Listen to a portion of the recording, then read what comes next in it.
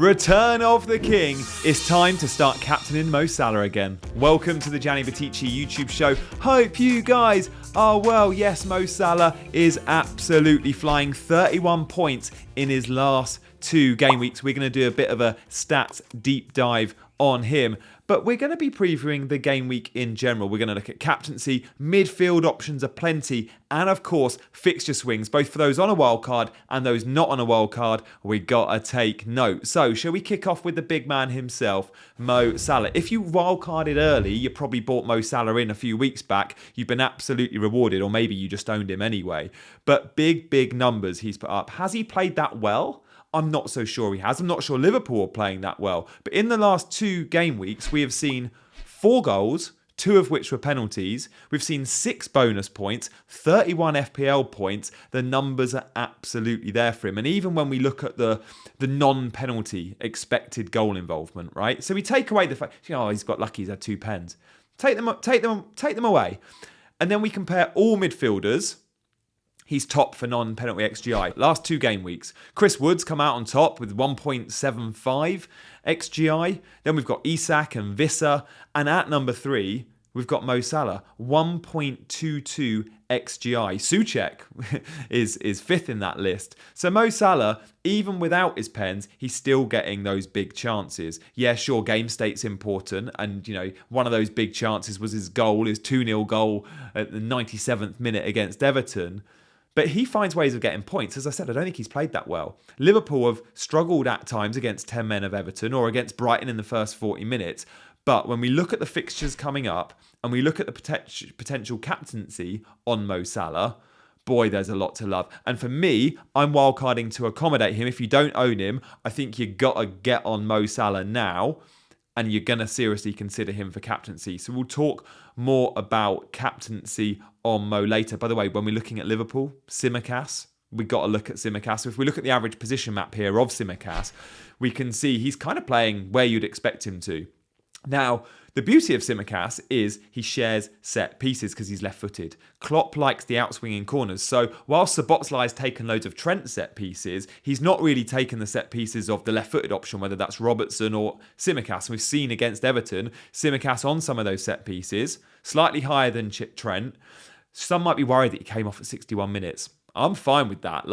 It's his first start at Liverpool for a while. He played twice for Greece. Oh, and they're chasing down 10 men. They don't need 4 defenders on the pitch. So Darwin came on and I think Luis Diaz went left back. That's fine. That won't happen ordinarily. Tsimikas for me will be a nailed Premier League starter. Sure, he might not always play left back in Europe on Thursday nights. I'm fine with that. So at 4.5, he's out of price rise already. Salah, but Tsimikas too, I think we're going to want in our teams, whether you're on wildcard or not. We're going to look at some of the midfielders next because there are so many good 5 to 6 million midfielders absolutely performing. So the question is, which one do we want? But first, shout out to today's sponsor, Sorare. If you're into your fantasy games and you play more than just FPL, then have a go at Sorare. I play a couple of fantasy games and Sorare alongside FPL works really nicely because they're very different games. The scoring system is very complex. If you're into FPL bonus points, the 32 metrics of the bonus point system is quite complex. Well, Sorare goes even above that. So do check it out if you fancy playing. You can play for free. And the link is in my description. Let's look at some of the budget mids then. There's positives and negatives to all of them. No 5 to 6 million midfielder is going to be all positive, right? So let's go through it. I've picked out my favourite 5. And these are sub 6 million guys, okay? Because look, if you go to say 6.5, we're going into a different category. The Matomas and Diabys, right? But let's go sub 6, right? Anthony Gordon, first and foremost. He's had his ban for his 5 yellow cards. So that's clear. The positive for him is he's playing in a team super attacking, they're scoring goals for fun.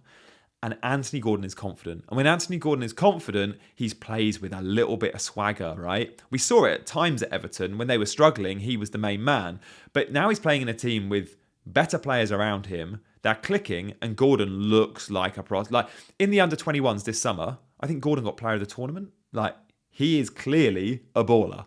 The negatives to Gordon, you could say the Champions League, will it come at a cost eventually? We haven't seen the full effects of playing midweek yet for Newcastle. And then the fixtures aren't amazing. Like the next three best fixtures are all away from home. The home fixtures they've got are tricky. But I do love Gordon. Neto, wow. Talk about consistency. He's notched a return every week since game week 3. Game week 3 to 9.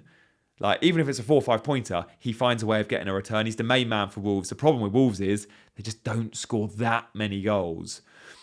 So you compare him to a Gordon, you're like, oh, I can have a ticket to the Newcastle lottery or a ticket to the Wolves lottery. Feels like you probably don't want the Wolves one. Palmer, I mean, he's on pens and he's like 4.9. 2 pens in 2 weeks.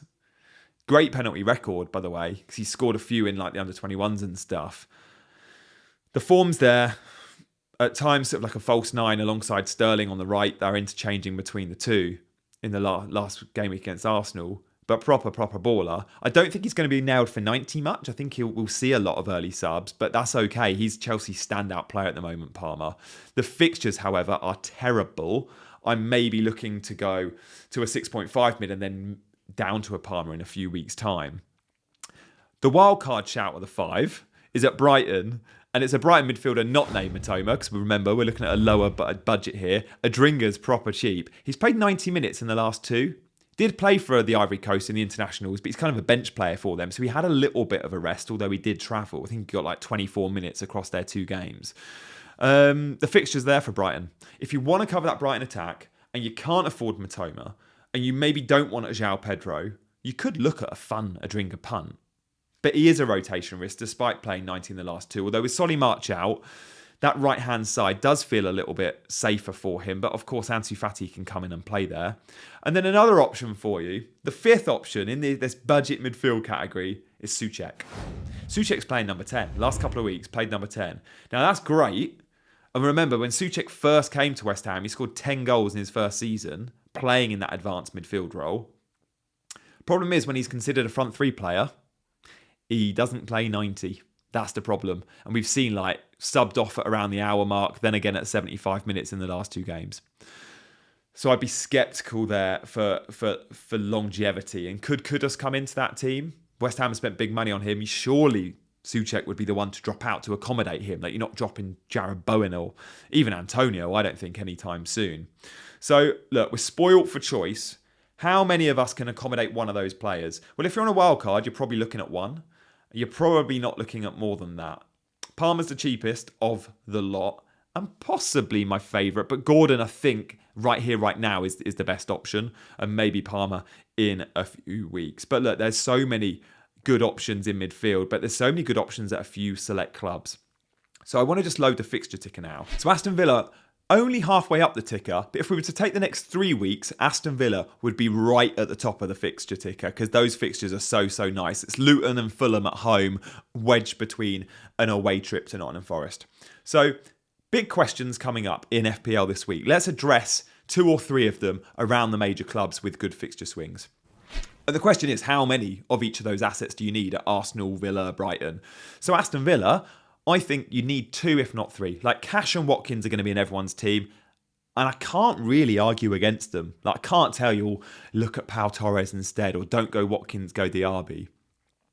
Watkins and Cash, you want them in. You want them in. They speak for themselves. If you've watched the games, you know. Diaby, however, there's an argument to say, forget the fact the form's been bad. In fact, if you're about to buy him, thank the fact the form's been bad, because it means people are either selling him or not buying him, right? And if you're chasing fixtures and you like the positions he's getting in, Diaby's a great pick. As advanced as Watkins in the weekend just gone. Actually, slightly more advanced than him in the average position map. You know I love an average position map. I really think I'll go Diaby on Wildcard. And I don't mind that he's blanked in the last few weeks. As I said, it's probably an advantage because it means he's just lower owned. How many Brighton players do you need? Because they've not been performing again. Like, many managers have sold Brighton assets in the last few weeks. Like Stupinan got sold en masse. Even Matoma, I think, may have seen a few sales. But now the fixtures turn for Brighton. Like, the fixtures read Fulham, Everton, Sheffield United, Forest. I want Brighton attack. I want Brighton. Like, if you've got Matoma, you're happy. But outside of that, I think one Brighton is enough. And other than Matoma, Adringa could be a very left field punt. And João Pedro at 5.3 taking pens. With Welbeck's injury, you'd think it's João Pedro and Ferguson getting most of the minutes. It's always 2 from 3. But with Welbeck injured, that helps his case. So I think you definitely do want a Brighton attacker. And then you look at Arsenal. Like, again, a team where a lot of the players have been sold. Gabriel's 4.7, guys. Like, easy pick on Wildcard. If you want to use a defender transfer, it's between Tsimikas, Cash and Gabriel, and there's not much between the three of them. And then you look at one of the Arsenal attackers, if not two, because you chase Game Week 10 and you chase Game Week 12, because 2 amazing home fixtures. It's Burnley at Sheffield United. Could you go in Martinelli and a Saka? Probably could.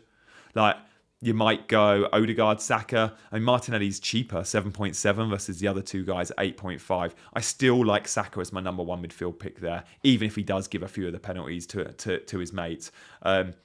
Even against Chelsea, like, Martinelli comes off early. No, Saka still gets 90, comes up with the assist late in the game. What a cross that was for Trossard. I do wonder if Trossard will start getting some starts, because he's like 6.5.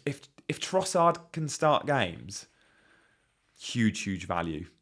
Huge value. I'd love to see him as a starter and he'd be straight in my team. But at the moment, Trossard is still too risky, isn't he? So there we have the big questions answered from fashionable clubs at the moment because of the fixture swings. So it's Villa, it's Arsenal, it's Liverpool, and to an extent, I think it's Brighton. Now, if you're not on Wildcard and you don't have some of those players or any cover from those teams, it's okay, I think, to take a -4. Given the fixtures, I think you'll make that 4 up. For example, if you don't have any Villa players, take the 4-point hit to get a Watkins and or a Cash. If you don't have Salah, do the same. Maybe even an Arsenal mid. If you need a 4-point hit to just make 2 transfers this week, I think that pays off after a week, if not 2-3, right? Because the fixtures are so good. So you've got to chase those high ceiling games, and those high ceiling games are definitely on the menu for the clubs I just mentioned. So we're going to do something a little bit different with captaincy this week. I'm going to give you 5 players, 5 popular captainable assets this week. And then we're going to look at the team they face, and we're going to look at either their home or their away form, depending on where they're going this week, if they're playing at home or away. And we're going to look at their expected data and then their actual. So how weak is the opponent is what we're looking at. So Mo Salah, he plays Forest, and Forest are travelling to Anfield, so their away form this season, well, they've conceded 7 goals from an expected goals of 8.11, right? Not great. Saka, he plays Sheffield United, who again, on the road, they've conceded 9 goals, 7.86 expected goals conceded. We're going to stick with those at home first, because there's 3 of these 5 are on home fixtures. Watkins plays at home against Luton, wait for this, 13.12 expected goals conceded. And they've actually conceded 11. So they've conceded 11 goals on the road, Luton. Then we'll look at a couple of those that are playing away. So Haaland plays away against Man United.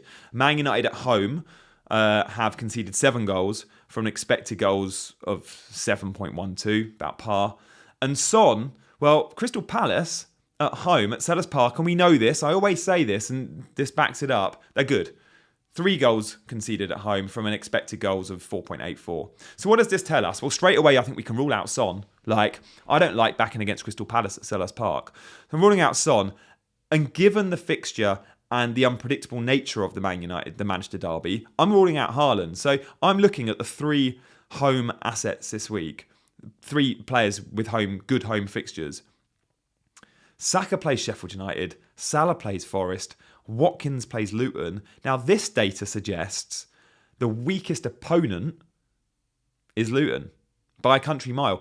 We also know how good Watkins is at home, but this is a big but.